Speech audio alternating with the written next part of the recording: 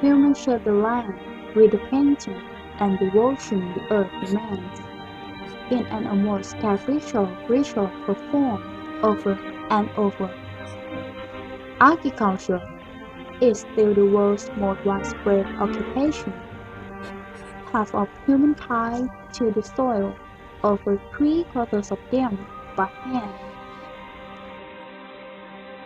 Agriculture is like a tradition handed down from generation to generation in sweat, graft, and toil, because for humanity is a prerequisite of survival.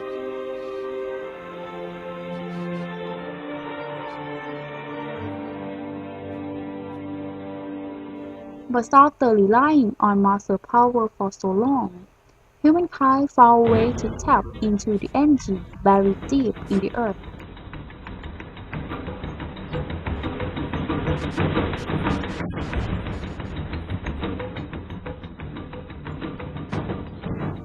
These flames are also from plants, a pocket of sunlight, pure energy, the energy of the sun, captured over millions of years by millions of plants, more than 100 million years ago.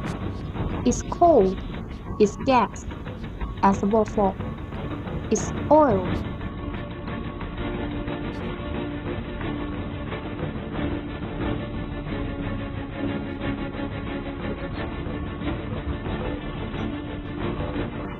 And this pocket of sunlight frees humans from their toil on the land. With oil began the era of humans who break free of the shackle of time. With oil, some of us acquired unprecedented comforts, and in 50 years, in a single lifetime, the earth has been more radically changed than by all previous generations of humanity.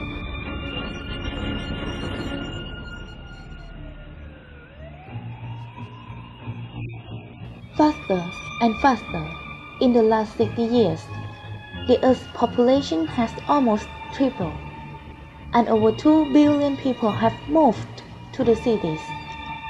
Faster and faster, Shenzhen in China, with hundreds of skyscrapers and millions of inhabitants, was just a small fishing village about 40 years ago.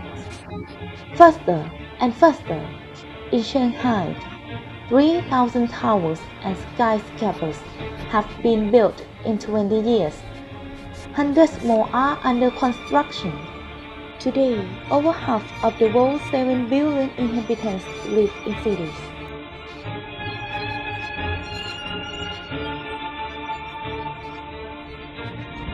New York, the world's first megalopolis, is the symbol of the exploitation of the energy the earth supplies to human genius. The manpower of millions of immigrants, the energy of coal, the unbridled power of oil.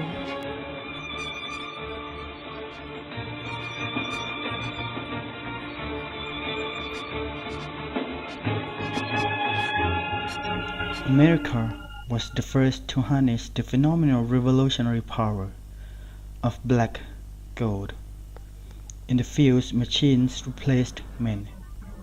A little oil generates as much energy as 100 pairs of hands in 24 hours. In the United States, only 3 million farmers are left. They produce enough grain to feed 2 billion people.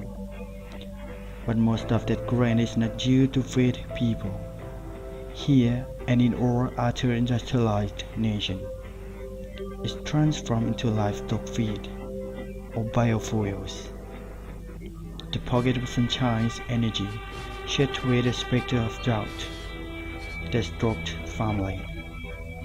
No spring escaped the demand of agriculture, which accounts for 70% of humanity's water consumption. In nature, everything is linked. The expansion of cultivated land and single-crop farming encouraged the development of parasites.